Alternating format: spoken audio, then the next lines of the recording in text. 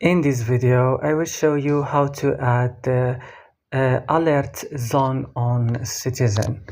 So just follow and watch this video till the end. Open Citizen first like this.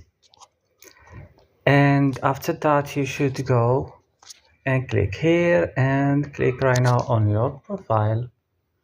So after that, you should go and click on alert zone and click add alert zone.